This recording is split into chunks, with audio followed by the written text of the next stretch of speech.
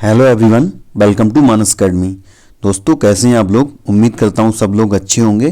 तो दोस्तों आज की वीडियो बहुत ही इंपॉर्टेंट होने वाली है। इसमें हम बात करेंगे कि जो यूपी लेखपाल की संशोधित उत्तर कुंजी आई थी, यानी कि रिवाइज्ड आंसर की आई थी, तो उसमें हाई कोर्ट का मामला क्या है जिसमें कि याचिका डाली गई है। कौन कौन से वो प्रश्न हैं जिन पर याचिका डाली गई हैं, और इसमें आप कमेंट बॉक्स में ये भी बता सकते हैं कि कौन सा प्रश्न का उत्तर याचिका डाली गई वो सही है, गलत याचिका है, सही जो प्रश्न का उत्तर माना है आयोग ने वो सही है, या फिर जो याचिका डाली है वो सही है। आपको डिसाइड करना है कौन सा ठीक है।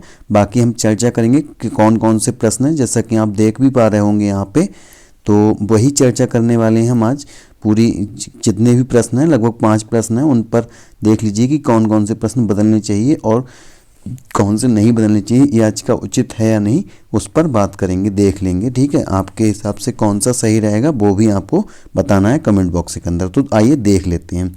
तो जैसा कि आप यहाँ पे देख पा रहे हैं, यहाँ पे क्या है, यहाँ पे पूछा गया है हिंदी के सेक्शन से, और यहाँ पे जो टेस्ट सीरीज है वो क्या है, बुकलेट सीरीज वो सी है। ठीक है, यहाँ पे तो यहाँ पे जो सबसे पहला प्रश्न क्या है, यहाँ पे जो रिवाइज्ड आंसर की में जो ये दिया गया है वो तो ये वाला है, और जो इनने करेक्ट माना है, जो याचिका दायर की है उन्होंने ये माना है। ठीक, तो यहाँ पे क्या संप्रदान कारक माना था रिवाइज्ड आंसर की में, और जहाँ तक हम समझते हैं यही वाला सही होना भी चाहिए। बाकी आप कमेंट बॉक्स में बता सकते हैं अपनी राय देकर कि कौन सा सही होना चाहिए। बाकी इसमें जो रेफरेंस दिया था वो उन्होंने दिया था नालंदा सामान्य हिंदी वाई डॉक्टर पृथ्वीनाथ पांडे। तो ये ऑथेंटिक बुक है, तो इनका भी जो रेफरेंस है वो एकदम ठीक है। अगला जो प्रश्न है वो 2 नंबर प्रश्न था, जो बुकलेट सीरीज है वो 2 नंबर सी।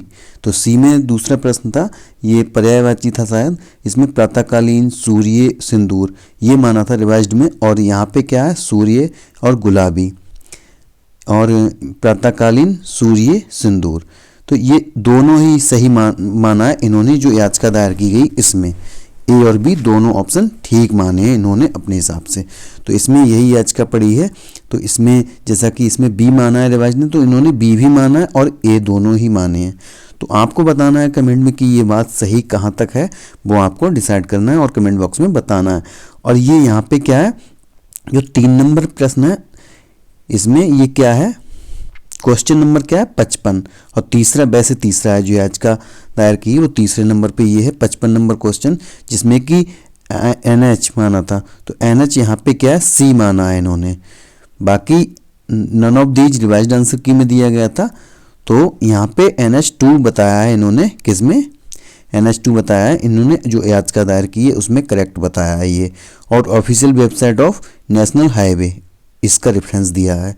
तो यहाँ पे इनकी बात कितनी हद तक सही है वो तो हाई कोर्ट ही बता सकता है। बाकी हाई कोर्ट के आदेश का हम लोग पालन कर सकते हैं। बाकी आपको कमेंट बॉक्स में आप बता सकते हैं कि कौन सा सही होना चाहिए, कि जो रिवाइज्ड आंसर की वो ठीक है या फिर इनका जो उत्तर दिया गया है, रेफरेंस दिया गया है वो ठीक है। तो ये आगे देख लेते हैं।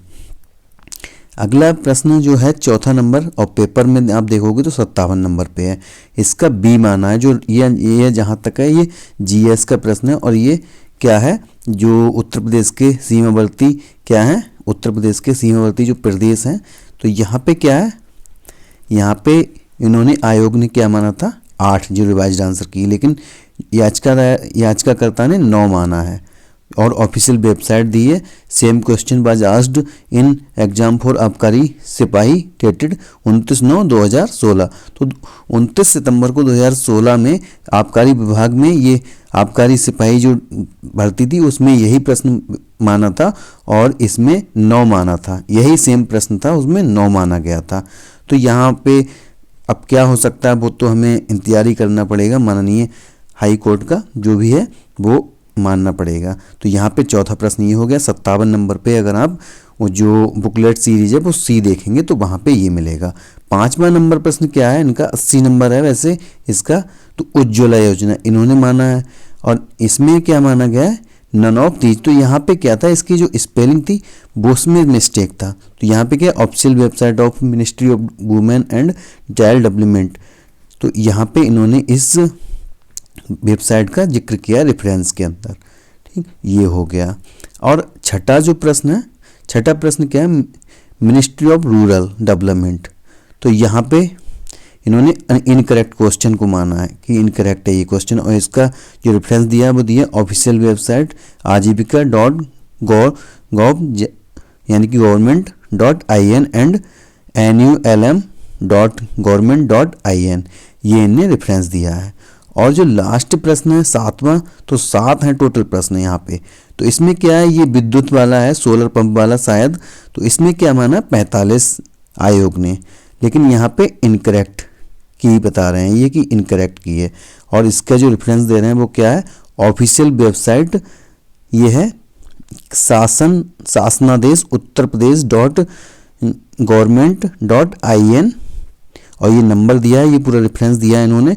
तो अब आपको ये बताना है कि कितने प्रश्नों के जो उत्तर हैं वो रिवाइज्ड आंसर की के हिसाब से, जो रिवाइज्ड आंसर की है उसके हिसाब से ठीक है, और जो याचिका डाली गई है वो सही रहेंगे। तो कितने प्रश्नों के उत्तर बदलने चाहिए या फिर कितने ऑथेंटिक हैं पहले से ही या फिर नहीं है, वो आपको कमेंट बॉक्स में ज़रूर बताना है।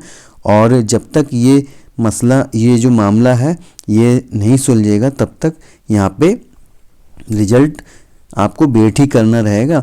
बाकी ये है कि जहाँ तक बात की जा रही है, जहाँ तक सुनने में आ रहा है, वहाँ पे क्या है कि 2 प्रश्न जो है 2 प्रश्न पे आयोग फुल मार्क्स दे सकता है। 2 प्रश्न हैं उन पे फुल मार्क्स दे सकता है। अब वो कौन से 2 प्रश्न होंगे वो तो देखने वाली बात है।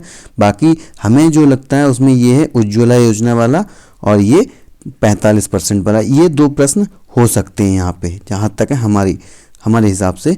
बाकी जो भी होगा उसका हम पालन करना होगा, जो भी आएगा हाई कोर्ट से, तो वो हम उसका वेट कर सकते हैं। बाकी हम कुछ भी नहीं कर सकते, देख सकते हैं कि क्या ऑर्डर आने वाला है। और बाकी रिजल्ट का आप समझ लीजिए, जब तक ये फाइनल नहीं हो जाता है तब तक रिजल्ट नहीं आएगा। बाकी आयोग का प्लान है कि जल्दी ही इसका जो भी ये चल रहा है ये फाइनल हो, उसके बाद रिजल्ट घोषित किया जाए। लेकिन अब ये कब तक फाइनल होता है इसका तो आगे वक्त ही बताएगा कि कब हो पाता है। बाकी हमने यहाँ पे बता दिया, जैसा कि आप देख पा रहे हैं 1 नंबर, 2 नंबर और 3 नंबर। आगे देख लेते हैं, यहाँ पे 4 number, 5 number, 6 number, 7, total number of question कितने हैं, 7। तो यहाँ पे विचार करना है कि कौन से सही माने जाए, कौन से गलत, वो देखने वाली बात रहेगी। कौन सा गलत मानता है, कौन सा सही मानता है, जो आयोग का क्या फैसला रहता है और हाई कोर्ट का, दोनों का क्या निकलता है, जो रिजल्ट क्या निकलेगा वो देखने का इंतज़ार करना पड़ेगा थोड़ा। बाकी आपने देख लिए कौन कौन से प्रश्न है, और रिजल्ट का ये है, अगर ये हो जाता है सॉल्व मैटर तो रिजल्ट बहुत जल्दी ही आएगा, यहाँ तक कि जनवरी में भी आ सकता है, ठीक है ना।